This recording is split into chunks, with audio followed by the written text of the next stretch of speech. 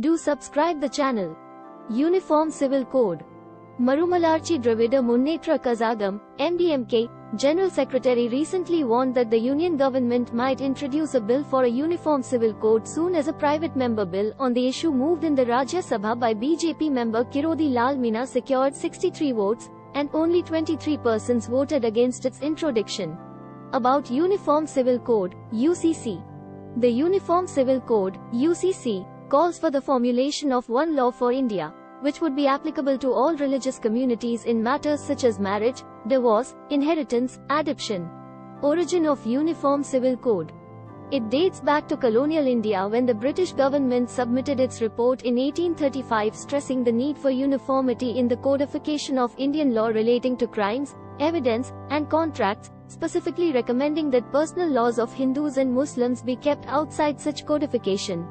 An increase in legislation dealing with personal issues at the far end of British rule forced the government to form the B. N. Rao Committee to codify Hindu law in 1941. The task of the Hindu Law Committee was to examine the question of the necessity of common Hindu laws. The committee, in accordance with scriptures, recommended a codified Hindu law, which would give equal rights to women.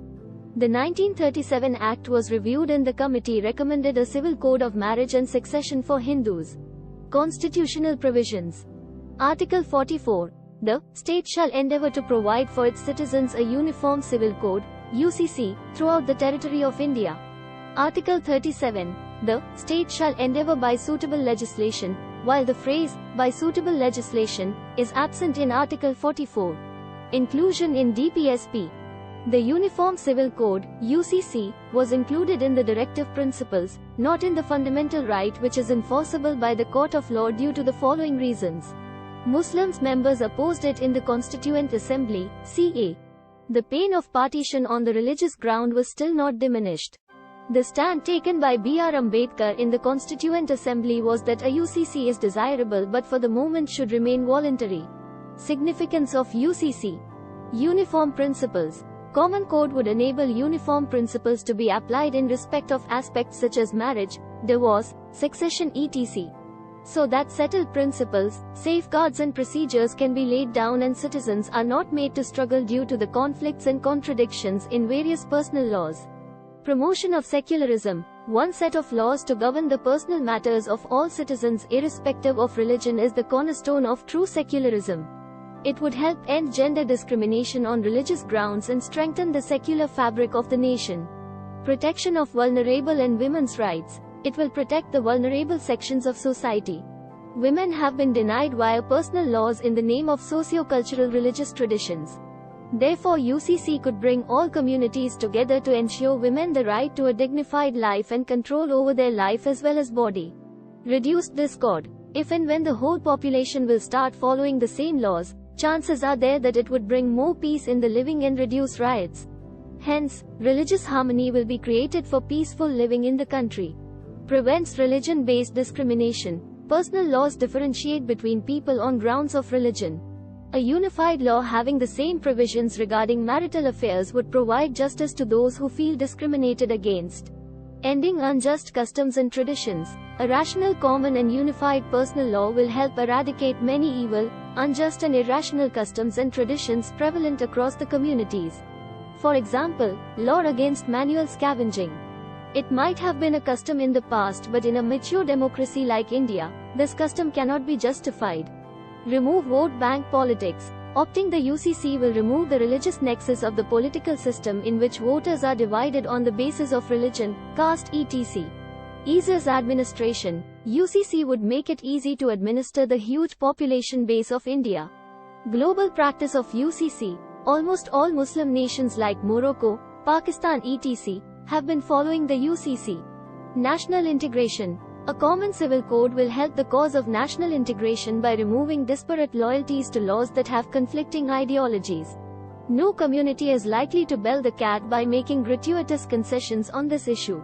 It is the state which is charged with the duty of securing a uniform civil code for the citizens of the country and, unquestionably, it has the legislative competence to do so. Best practice. While delivering a judgment legitimizing the Portuguese Civil Code of 1867, the Supreme Court reportedly described Goa as a shining example with a uniform civil code. Arguments against UCC. Dominant religions codes. It is believed that it could make dominant religions codes and norms universal, and require minority religions to assimilate to those norms, while abandoning the tenets of their faith. It will assert cultural hegemony, in a state that is growing increasingly majoritarian. Violates right to religion. Article 25. Article 25 gives every religious group the right to manage its own affairs. Article 29 gives them the right to conserve their distinct culture. In Constituent Assembly, Fundamental Rights Subcommittee headed by Sardar Vallabhbhai Patel said that UCC was outside the scope of fundamental rights and therefore it was made less important than freedom of religion. Several communities, mainly minority communities, perceive the Uniform Civil Code as an encroachment on their rights to religious freedom. Diversity in India. It is tough to come up with a common and uniform set of rules, but our government is trying to come up with common rules. View of judiciary on UCC. Courts in India, including the Supreme Court, have time and again questioned why EUCC is yet to be introduced. During the Muhammad Ahmad Khan vs Shah Bano Begum and others, 1985, case, the top court exhorted the central government to enact a common civil code in the interests of national integration.